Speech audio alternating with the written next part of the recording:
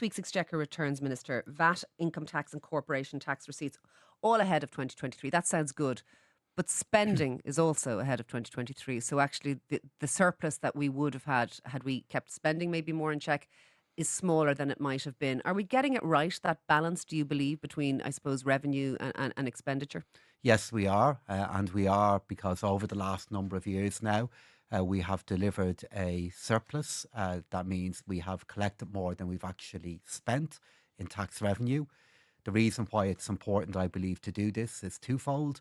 Firstly, all of that surplus is made up of corporate tax revenue that over time will begin to decline. And when it declines, I don't want to see our country vulnerable to losing tax revenue that we thought we might have for a long time. That's happened to us once before. It shouldn't happen again. And secondly, for a country then who gains the reputation of running surpluses as we do and as we have now, it means when we're faced with really, really big tests, as we were during COVID and as we were in the early phases of inflation going up, we're in a position to respond back and to help households and businesses.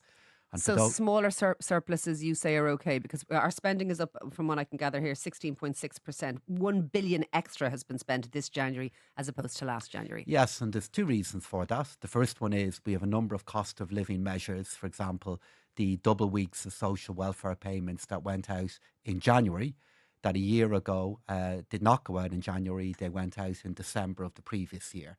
So we actually had planned to spend more to make some cost of living payments available at the start of this year as opposed to last year.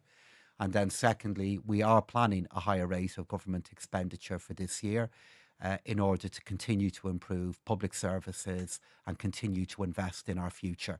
I believe for this year, we'll have another surplus that will be very high and that will be roughly in line with where we were last year. And I believe that's the right thing for us to be doing for the two reasons I mentioned a Oh, moment ago. okay. I'm going to put to you one of the questions. That lots of questions are coming into you Sure. from listeners. And this one says, please ask the Minister how we're going to fund pensions in 25 years' time when the projected PRSI payees will be grossly outnumbered by the number of pensioners. I suppose they won't be outnumbered, but the ratio will be much smaller. Could introducing some sort of an SSIA scheme for under 30s eliminate the need for a state pension where people pay an amount and the government makes up, say, a 15 to 20% additional payment that could be drawn down at whatever the retirement age will be by then, says this listener. So, by the continued implementation of two plans that we have in place, firstly, the rollout of an auto enrolment system, It uh, keeps getting put back. uh, but it will happen. It has got put back on a number of occasions, but we're on track to deliver it. What that basically means is that we will ask particularly younger workers and their employers to make a larger contribution to their future pension pot. And in return for that, the state will also match it. The second thing that we need to do is go ahead with the plan that we have for gradual increases in PRSI, which in turn will ensure that our social insurance fund that is in surplus at the moment will continue to be either in balance or in surplus in the future.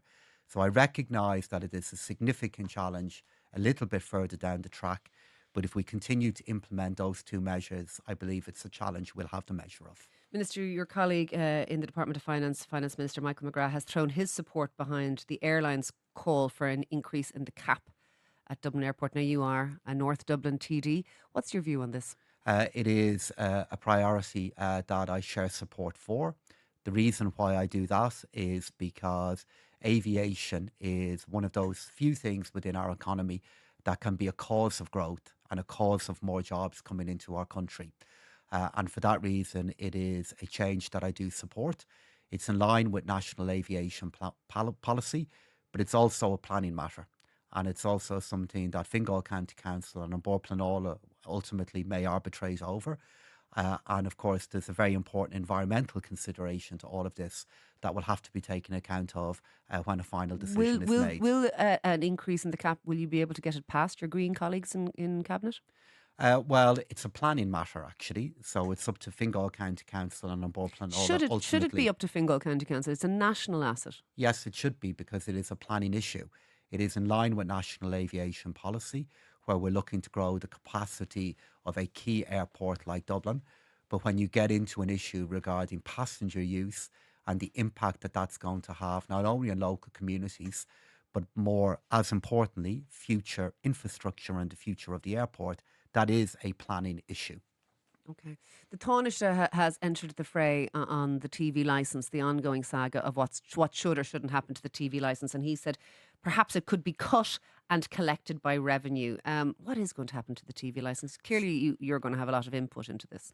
So the government will have to make a decision on this matter shortly, Your view? that we need to keep the television licence. So And you do not favour revenue and you do not favour cutting it? I'm open to looking at different options that would allow the retention of the television licence. And the reason why I believe that is two quick reasons why.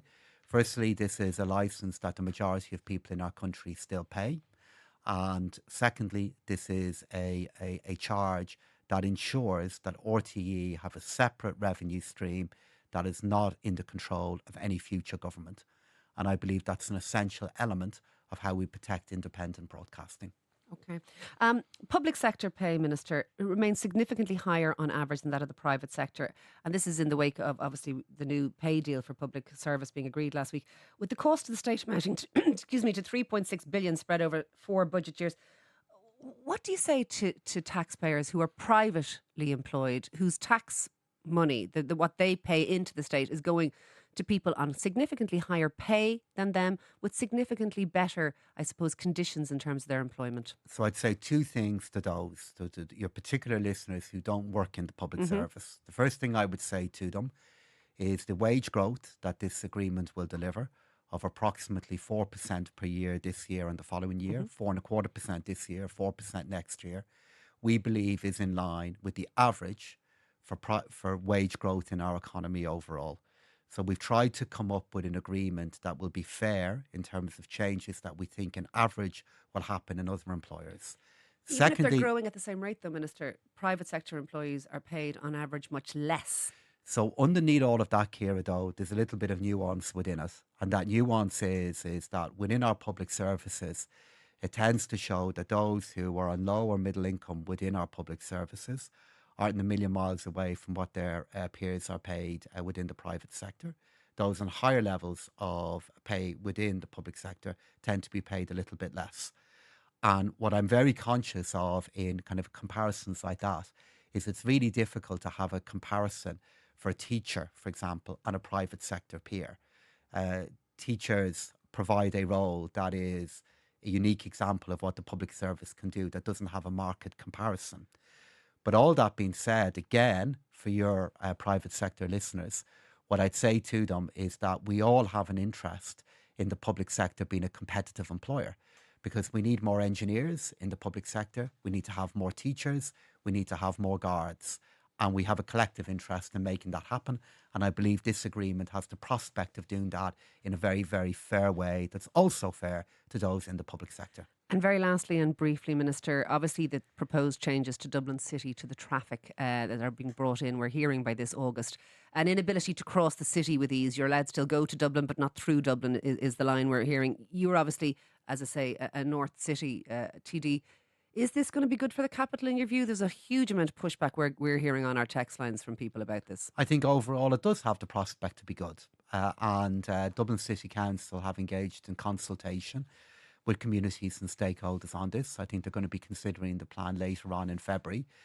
But in the second half of the 2020s, we're going to have a really large number of public transport projects coming through for the City of Dublin that have the ability to really reshape what the city will look like. And I think if we are doing that, we then need to use this as an opportunity to look at the impact of private traffic on our city, how we can make it cleaner, how we can make it more beautiful, and how we can continue to make it the fine city that I believe it is today. Minister for Public Expenditure and Reform, Paschal Donohoe, thank you for joining us. Thank you, Ciara.